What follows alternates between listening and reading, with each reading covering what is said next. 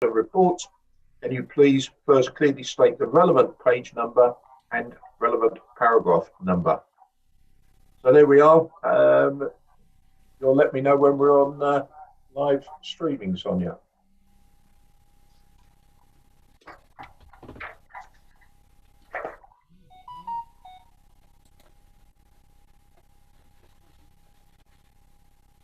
Yes, Chairman. Thank you, Sonia.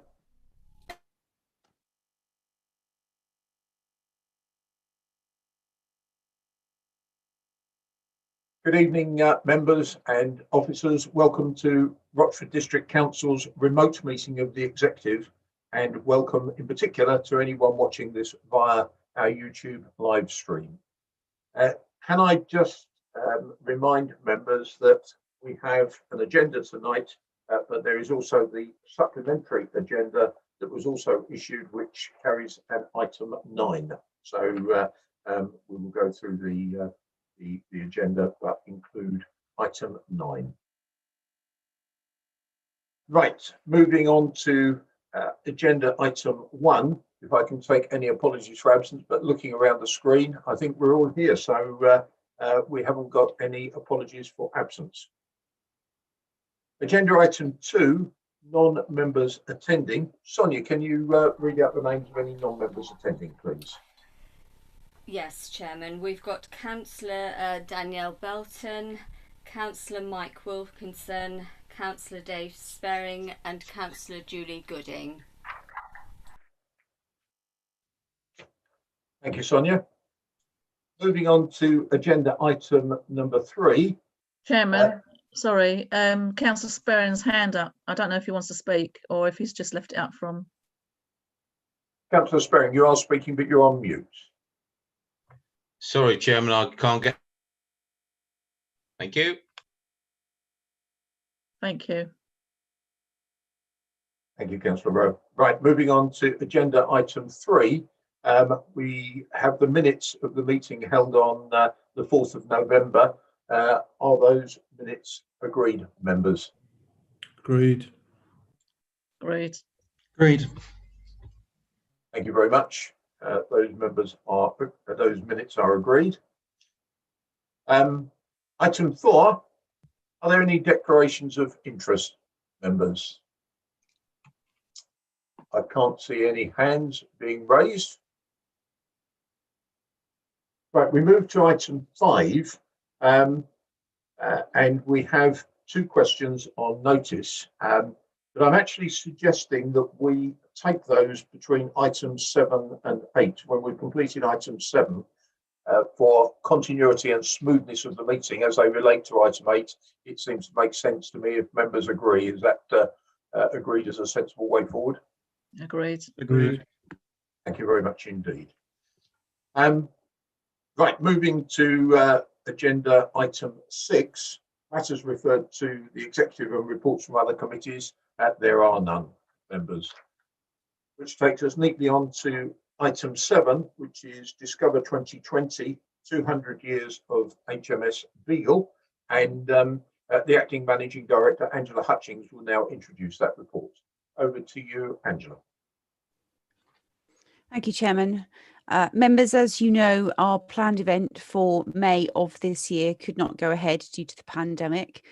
I undertook to review the position to see if we could reprise the event in 2021.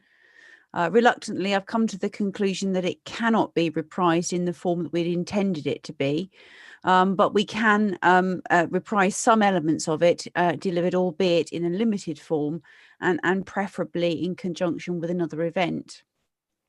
Notwithstanding the advent of a COVID-19 vaccine, the logistics of organising a public event, which is primarily an indoor exhibition, in a way which will meet public health requirements, which are expected to be with us for some time in some shape or form, are not insignificant. Nonetheless, for the relatively modest sum of the remaining budget, something commemorative could be achieved. And the recommendation is therefore for you to approve me working alongside the portfolio holder with responsibility for tourism to design and deliver something suitable in the next municipal year. Thank you, members. Thank you, Angela.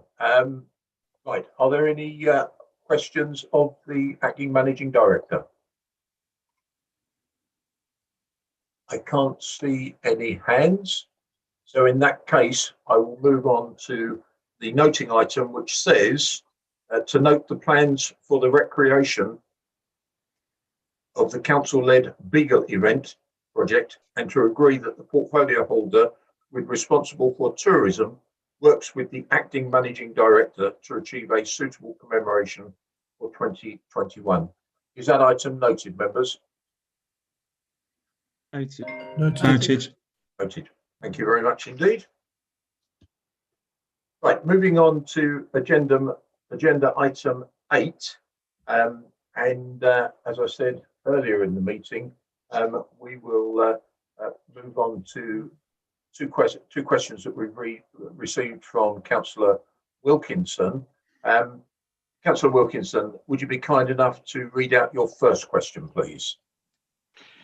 Thank you, Chairman. A decision has been taken to be ratified this evening by the Executive to close the Mill Hall and Arts Centre on a permanent basis. On behalf of the residents who use this facility, what, if any, consultation took place with those user groups to investigate the impact on them? In addition, why is this decision being taken now, during a period of national lockdown, when attendance figures will be skewed due to the COVID pandemic? Would it not be better to wait until life returned to some degree of normality? Please can financial figures be provided to show the basis behind this decision? This decision has caused a great deal of alarm, and so an explanation is therefore needed. Thank you, Chairman. Thank you, Councillor Wilkinson. Now, the question was actually originally addressed to me, but in view of the fact that the report tonight is a report from the portfolio holder for community, I will ask Councillor Mike Webb to answer this question relating to leisure provision, please. Councillor Webb. Thank you, Councillor Wootton, and thank you, Councillor Wilkinson, for the question. I've considered the question and consulted with officers, and my response is as follows. Fusion Lifestyle have engaged with user groups and organisations who had bookings at the Mill Arts and Events Centre prior to COVID-19 regarding returning to the centre. A number of the groups and organisations that were able to return under the government restrictions in place indicated that they wouldn't be returning at this time, and in some cases indicated that they wouldn't be returning until everything was back to normal. Paragraph 6.4 of the report refers to the evidenced lack of demand for the facilities. The Council is satisfied that Fusion were proactive in looking to secure bookings in the lead up to the reopening. But even before the pandemic, the sites ran at a significant loss, and therefore the cost to operate the sites in the current climate is unsustainable. Two different variations of the contract have been modelled over each 2 or 3 year extension period, as outlined in paragraph 5.6 of the report. Both options allow Clements Hall and Rayleigh Leisure Centre to remain open. Option 1, which assumed the Mill Arts and Events Centre and Castle Hall sites reopen until the redevelopment of the Mill Arts and Events Centre in June 2023, and option 2, which assumed that the Mill Arts and Events Centre and Castle Hall sites are mothballed. Both options assume that the Freight House site remains mothballed, as agreed by the Executive in August 2022. The estimated cost of both options for both a 2-year and a 3-year extension period is set out in Table 2 of paragraph 5.6. There would be an additional pressure on the medium-term financial strategy of approximately £180,000 if the Mill Arts and Events Centre and Castle Hall were reopened. This is over double the pressure on the medium-term financial strategy compared to the current budget and the preferred option of mothballing the 2 sites. As a council, we need to show value for public money, and due to the low uptake of the mill, we would be heavily subsidising any use, and this is not sustainable. The sites were running at a loss pre-COVID, and COVID has only exacerbated this issue. Thank you. Thank you, Councillor Webb. Can I just go back to a point that you made, just for clarity? You referred to a decision as made by the Executive just for clarity, that was in August 2020, just a month or two ago, or a few months ago. That's correct, yes. Now, Councillor Wilkinson, you were very good in putting 2 or 3 questions within one question. So I think you agreed that there won't be any supplementaries to that question, and thank you for that agreement. But you also submitted a second question, and if I could ask you please to read out your second question again. That's got a multitude of individual questions in it, but very happy if you'd like to go through that, please, Councillor It is, Wilkinson. Chairman. Yes, thank you. I have pushed the limits somewhat. Thank you, Councillor Webb, for your response in relation to my first question. Chairman, item 8 just this evening also discusses the extension by 3 years the current contract with Fusion Lifestyle post March 2021. My question is, have other companies been explored to see if we could achieve better service and better value for money for the taxpayers? If not, then why has no tender process taken place, and why has no other company been considered for this contract? And I say this, I'm aware of the under the Regulation 32 subsection 2C of the Public Contract Regulations 2015, authorities are permitted to do this in cases of, quote, extreme emergency. Sorry, I beg your pardon, extreme urgency. Seeing as we've known this contract was upcoming for some time, how can this council claim this is a case of extreme urgency? Thank you, Councillor Wilkinson. And again, I'm going to go to Councillor Webb to provide an answer to that question, please. Councillor Webb. Thank you, Councillor Wilton. And again, thank you, Councillor Wilkinson, for the question. The answers that I will give you are taken from the report, and I will be referring to that throughout my response. As stated in paragraph 2.2 of the report, as agreed at the meeting of the Executive in August 2020, and in consultation with myself, the Portfolio Holder for Community and the Portfolio Holder for Finance, and the Assistant Director Assets and Community, initiated negotiations with Fusion to agree a new commercial arrangement for the operation of the Council's leisure sites beyond the 2020-21 financial year. Paragraph 2.3 of the report states that as reported to the Executive in August 2020, it was proposed to modify the existing contract terms further to include the period from April 22 to a new end date, which would enable the Council to be clearer about its proposed next steps for future service provision.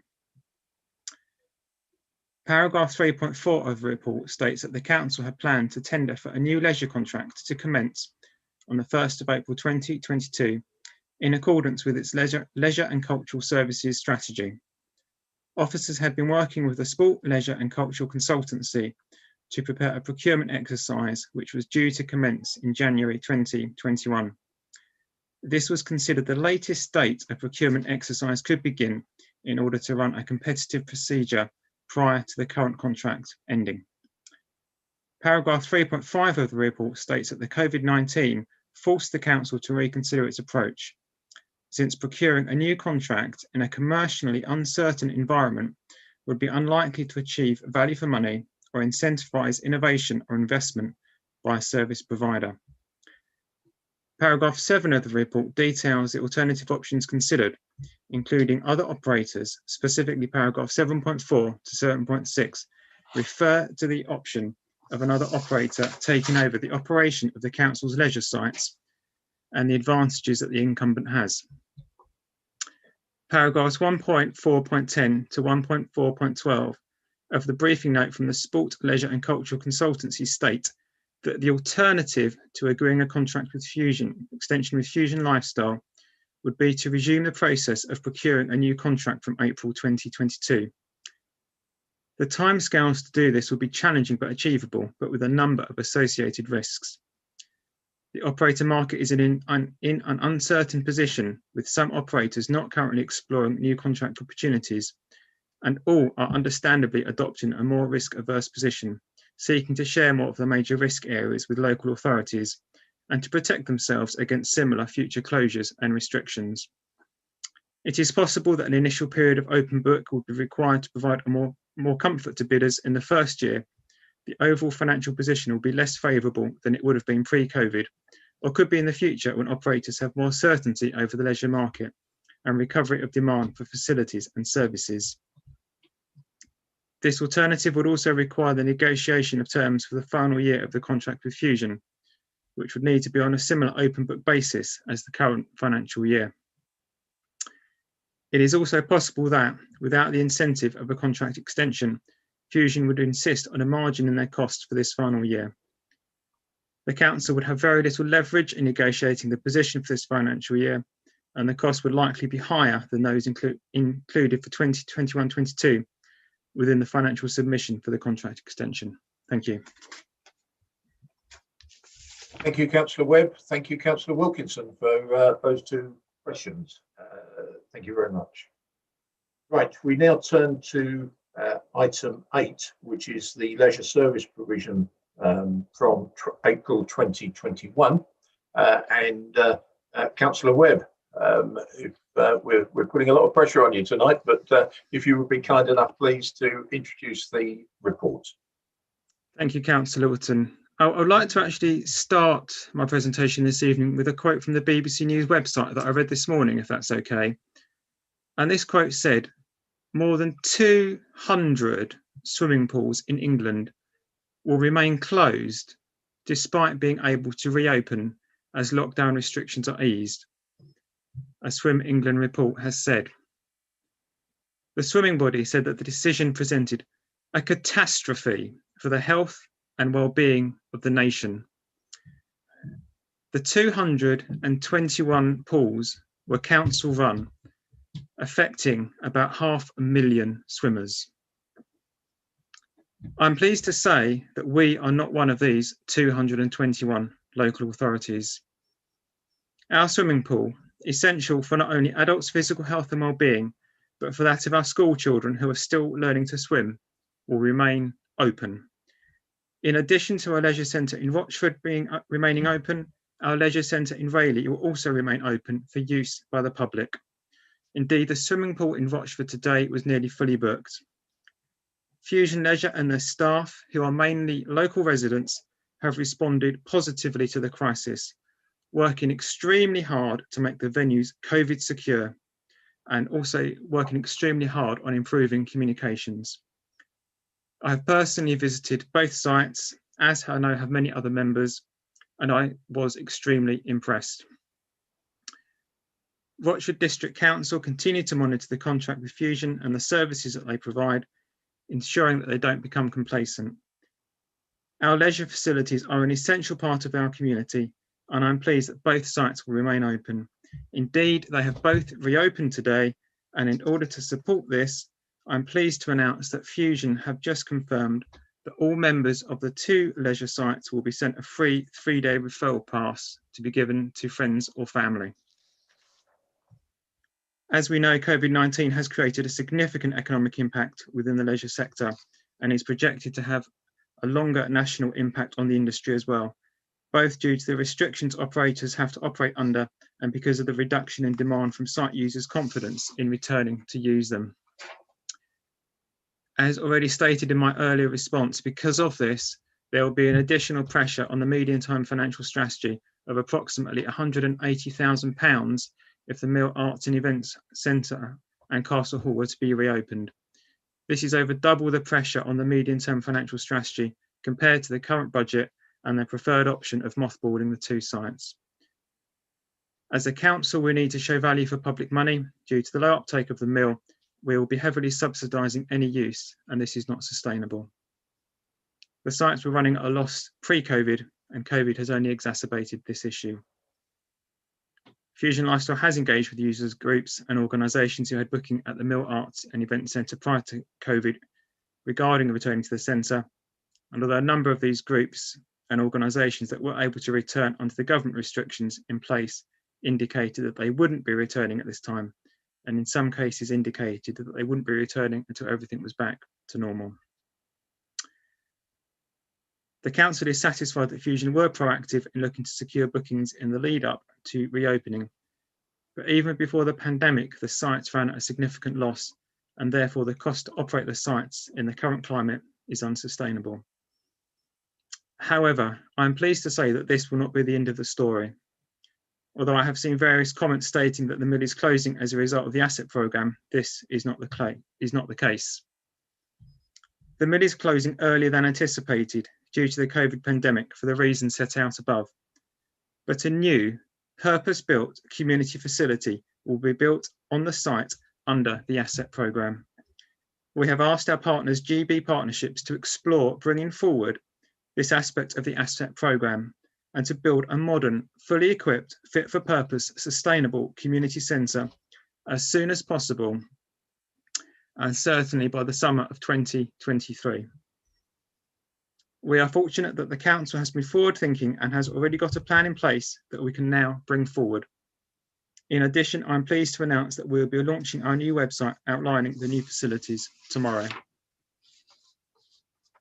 So to conclude, while the council does regret not being able to sustain the mill, it is positive that we are able to secure both the future of Clements Hall Leisure Centre and Rayleigh Leisure Centre for the use of our residents. Thank you. Councillor Webb, thank you very much indeed for that. And if I may, before I open it up to questions, because of the importance and the seriousness with which we look at the report tonight, I asked for a meeting with the Chief Executive of Fusion, Mr. Peter Kay.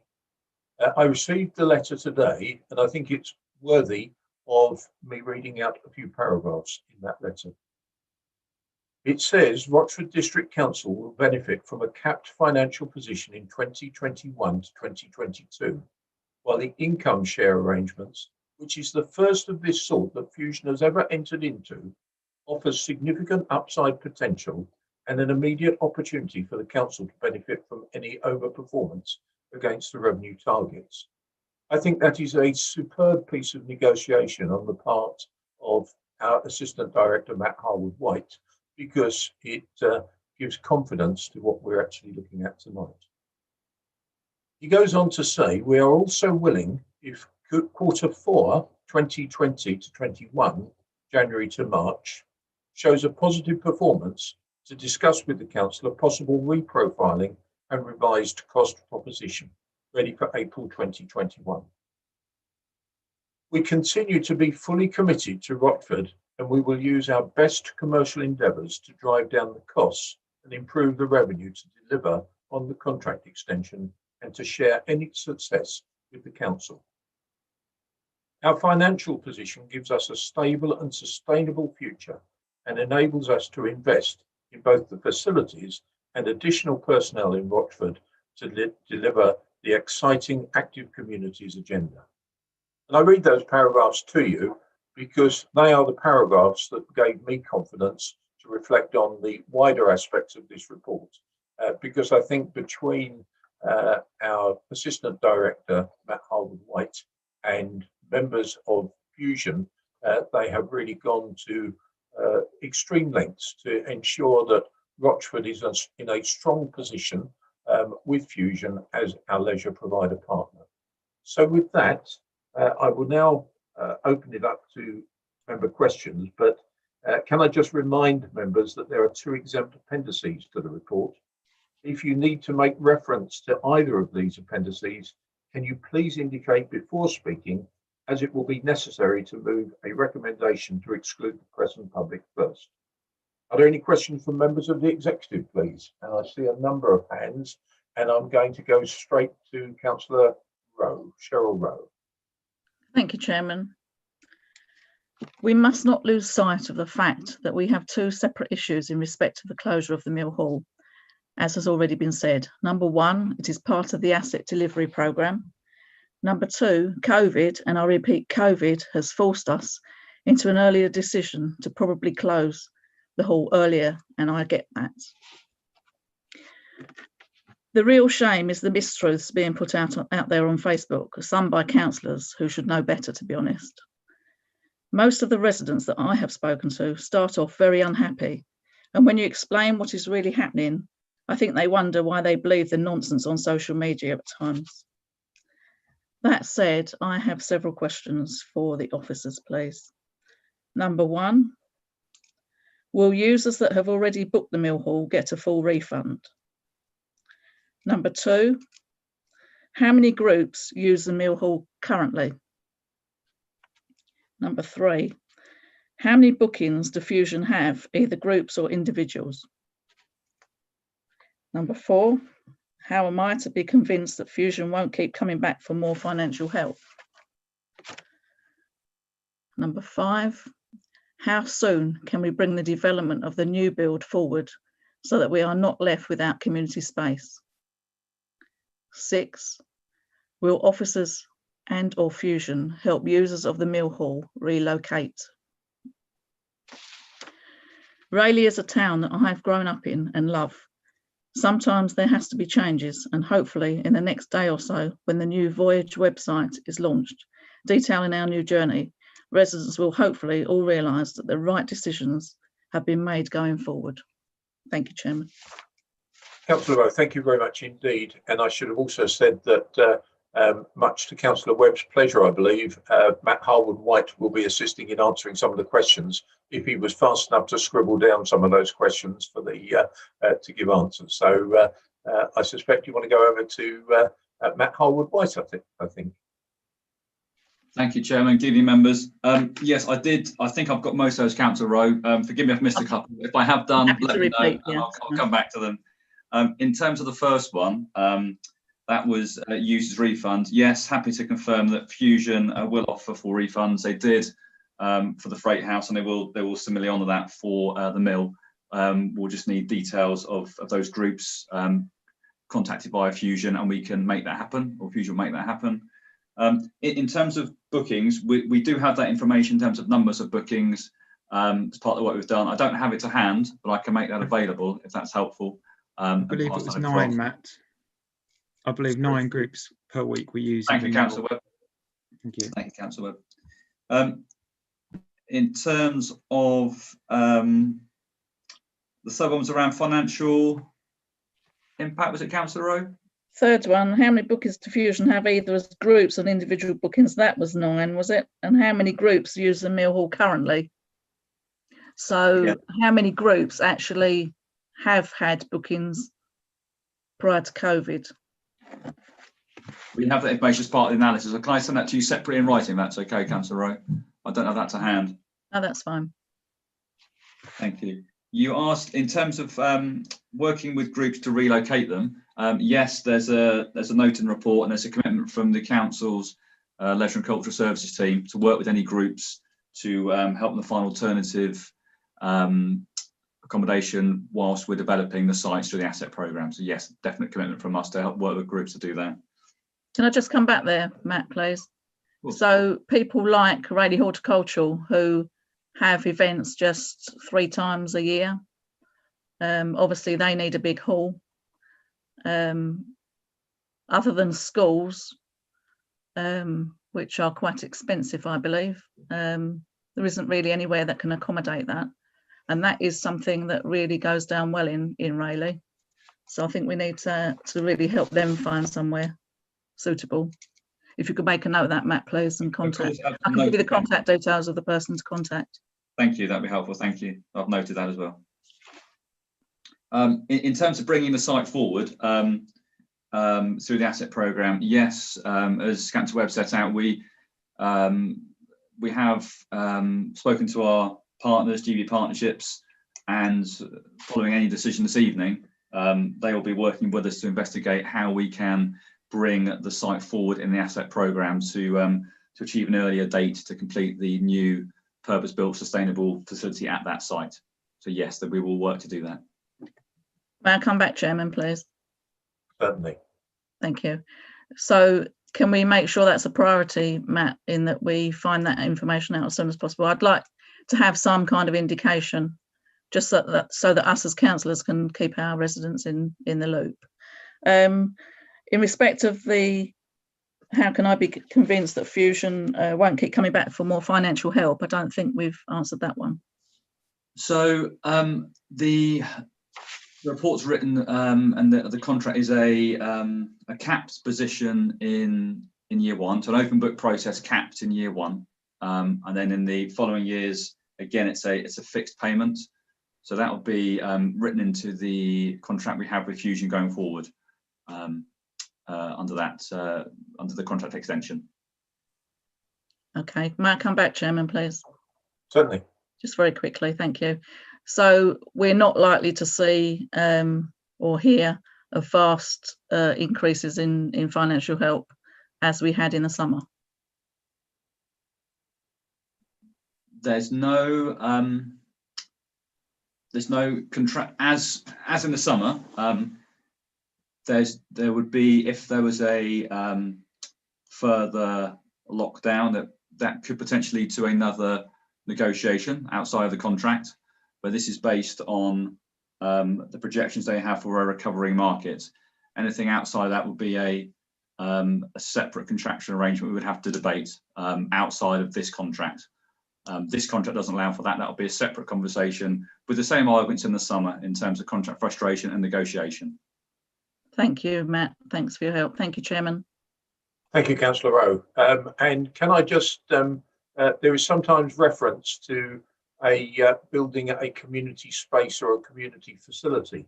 And can I just sort of make it absolutely clear, we are talking about a brand new, significantly dedicated, standalone, bespoke, purpose-built community building with flexible space, which is cost-effective to operate. And that is what we're talking about. This is a new building equipped to up-to-date standards, which runs and is a multi-purpose facility, which should be attractive to a number of user groups. And I just wanted to insert that point there. Councillor Efty, you have your hand up. Thank you, Chairman. I just read a little bit on the language where the officers keep saying this is, people keep saying it's a preferred option. I don't see this as a preferred option. I don't think any of us really prefer shutting community centres and stuff like that. I think this is the most sustainable option going forward. And I like to hear that hopefully we can bring forward with GB Partnerships the new Mill Hall, which will be carbon excellent, as well as all the other things you said there, Chairman. And I just don't want it to be confused that we prefer to do this. We don't prefer to do this. This is the most sustainable. Thank you. Councillor Efty, I think that's an excellent point. Whilst it may run into semantics about the word, I think it is well worth emphasising the fact there is no implication that we prefer this because we favour it. It is a question of considering the reality of costs, and I think you make a really good point. It is an option, but it is not, there should be absolutely no doubt it's preferred by virtue of the fact that we favour it. And I thank you for making that point.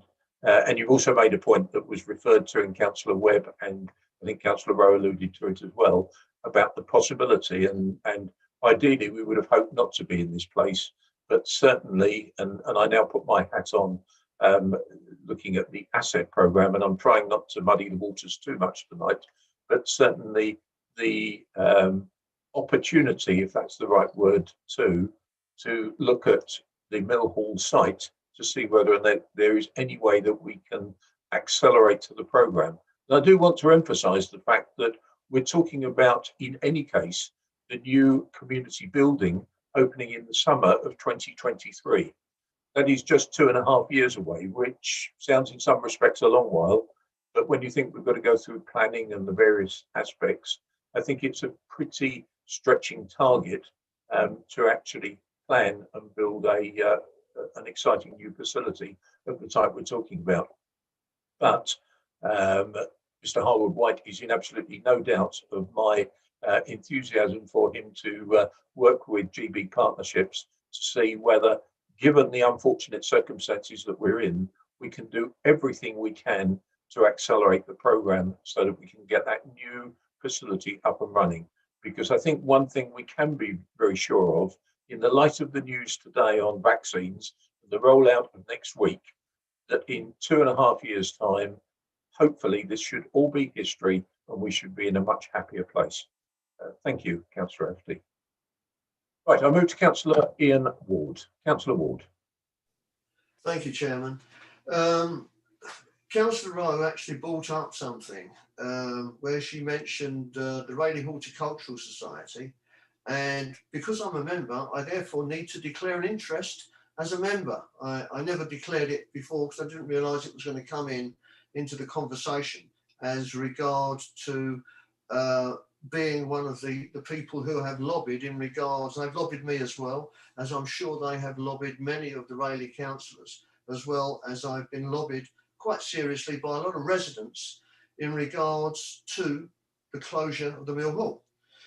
But from the report and from what we've heard and what we're discussing, I'm very, very pleased to actually have some clarity in regards, and this clarity gradually coming into the public domain, because the biggest problem, and I think Councillor Rowe did echo this very, very point, that members of the public have been coming up to me saying, from reports from various areas, that the Mill Hall was being replaced by housing, and that was it, nothing else. There was nothing else going to happen. It was just, that was it, end story. And I've had to explain to them that actually that is not the case. I'm looking forward to seeing this, how can I put it? Can someone guide me onto what this thing is called that's coming out? Someone guide me on it. I've completely forgotten the name because I haven't seen the voyage. The voyage. Thank you. The voyage. I have not seen it. I am just as interested as everybody else to actually see what it's about and what it contains. But I think the most important factor is there's going to be a replacement.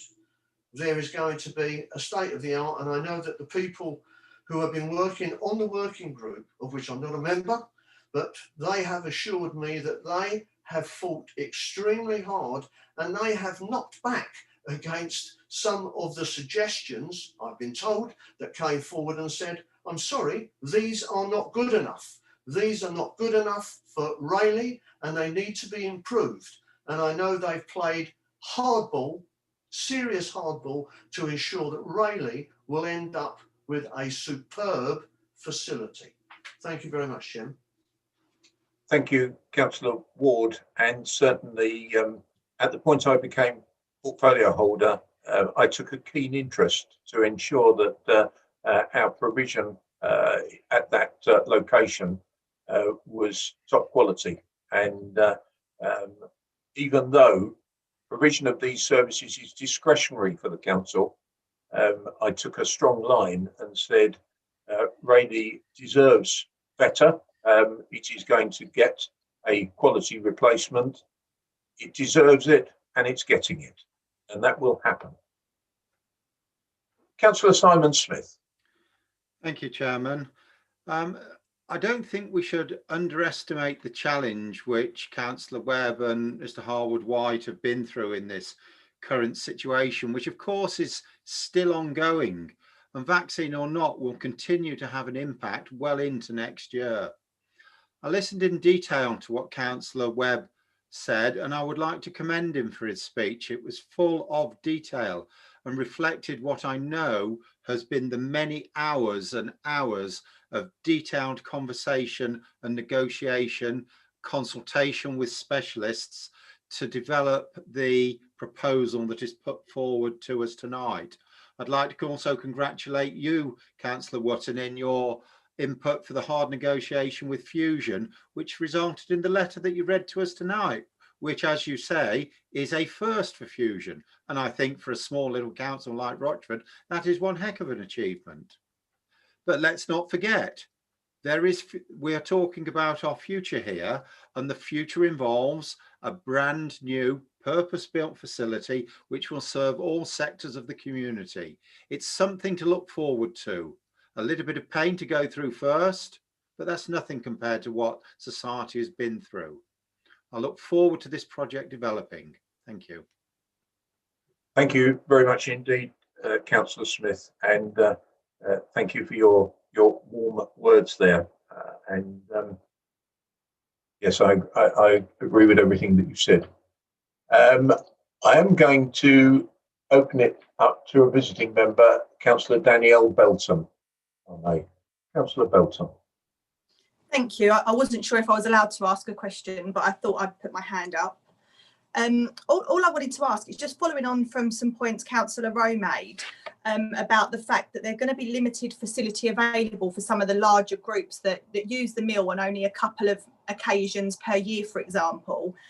Is there any possibility of the mill being used on an ad hoc basis with Fusion running it? It's just something that come to my mind as Councillor Rowe was talking, and I didn't know if it was something that might be possible to overcome a problem.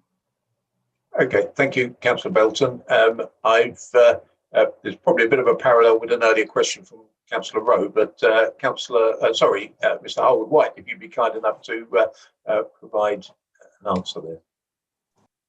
Thank you, Chairman. Thank you, Councillor Belton. So in terms of, as I understand the question, sort of one-off bookings, I think is how I understand that you were referring to. Operationally, that wouldn't be possible. Once the sites are mothballed, it will be operationally and technically not possible to bring it back for those short one-off events. The costs involved in that, getting the site back up and running, we'd be looking at a new financial model, bringing back staff, a different financial model, which would be impossible, unfortunately. No problem. Thanks for clarifying. Thank you, Mr. Harwood-White. I realise I may have erred a little bit, so in fairness to any other visiting members, I ought to just give them an opportunity. I know Councillor Wilkinson was good enough to put his questions on notice, but if there are any very quick questions from any other visiting members. No? Okay, all right, I can't see any. Certainly, alluding to what Councillor Smith said, the decision in August of just a few months ago committed us to keep tight control and look at this very critically before the end of the year. Here we are in early December, and we are looking at it. We are looking at performance.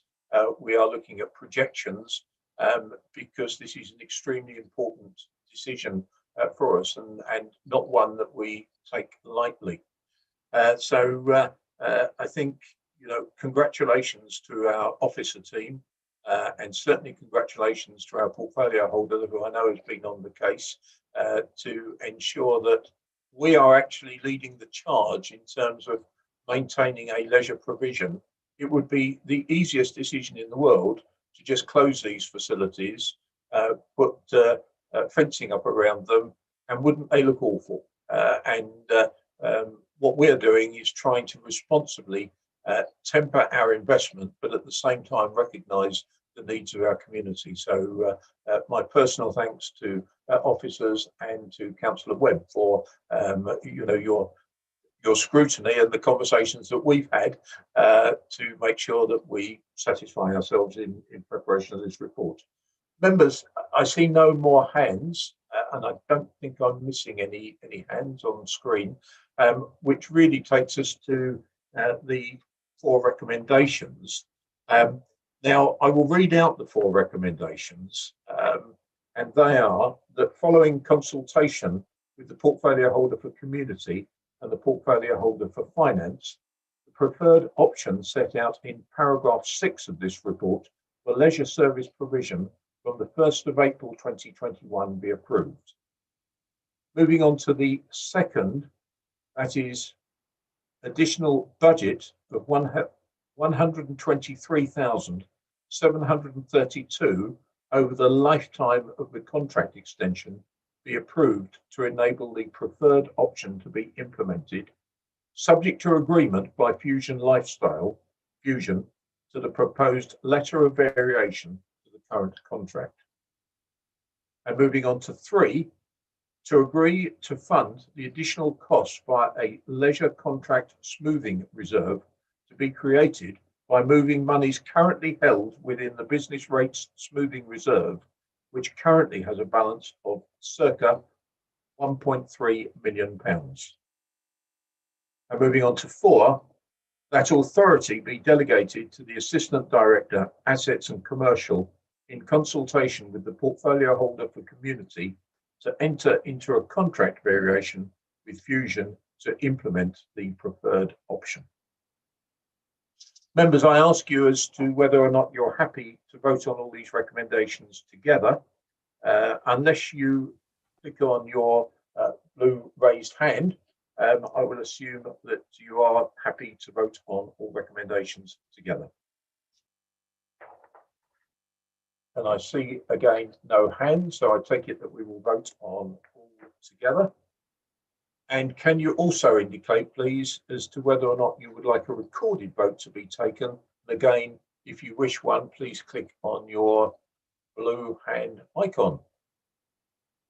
And again, no one is requesting a recorded vote. So members, voting will be done by an electronic show of hands. All those in favour of the recommendations, please click on the raised hand icon. And if you are for any reason unable to use your blue hand, please make me aware so that I can manually count your votes. Right, just bear with me. Right, I think that's absolutely everyone. I think I'm right in saying that, aren't I, Sonia? And that is yes, Chairman. It's everyone. And that is unanimously supported, all 4 recommendations, if I'm reading that correctly, Sonia. Right, members, if you would like to lower your blue hand, please.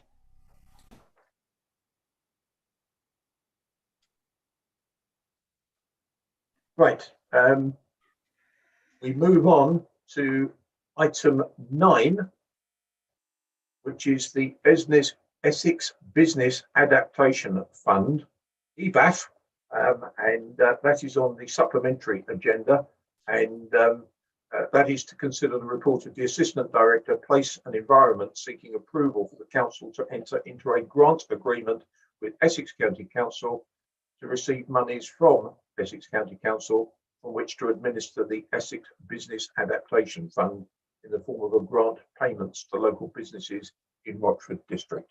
And I believe it's Councillor Ward is going to introduce that report. Thank you very much, Chairman. I'm going to give a brief overview of what this actually means. Due to local and national restrictions, many public-facing businesses are legally required to make adaptations to their premises to make them COVID secure. These adaptations come at a cost that can be difficult for businesses to bear in light of reduced trade and revenue stemming from the same restrictions. Essex County Council has received funding to the value of 2.2 million from government to support the county's COVID-19 response, and has identified from those monies this grant scheme, of which 88,000 has been allocated to Rochford.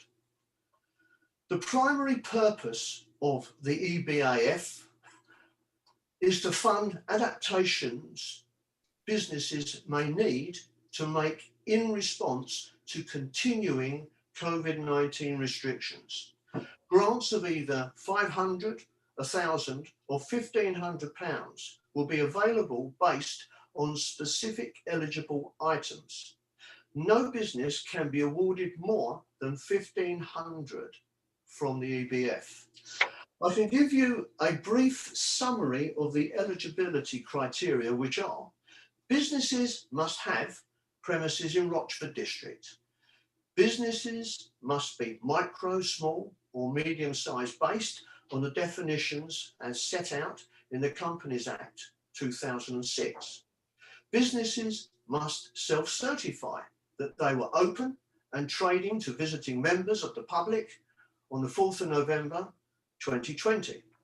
Businesses must self-certify that they have fixed property-related costs.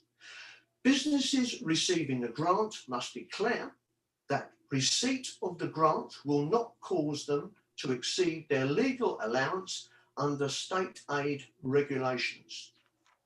Businesses will not be eligible for a grant if they were in administration, insolvent, or subject to a striking off notice at any time between local restrictions being introduced and the time of their application being assessed. In their applications, businesses will need to declare what items of an adaptation they are claiming for.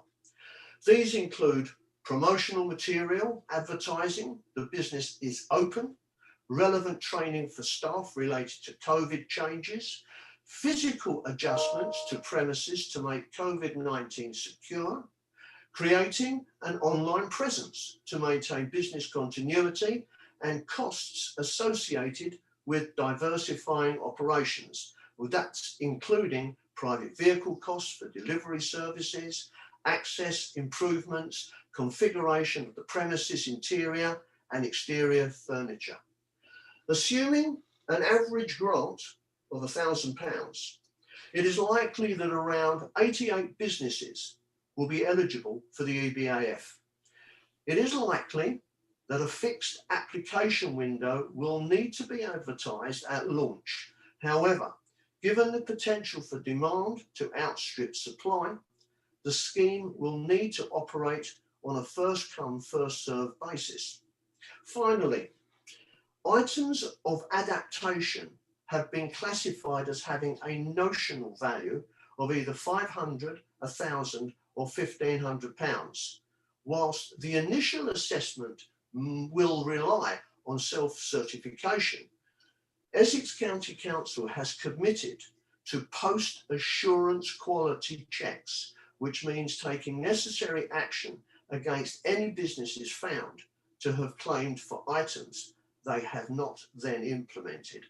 I believe that this report is full. I've just given an overview of the various items within it. It can be read and looked at, and I hope that members have had an opportunity to have a look through it and understand what this is about. I'm happy to take any questions, and I think I've got Daniel here who again is assisting with this particular grant. Thank you, members. Councillor Ward, thank you very much indeed for your very comprehensive introduction to the report. Members, are there any questions? And if so, it may be that Mr. Daniel Goodman will also be able to assist. Members, any questions? Any blue hands going to appear?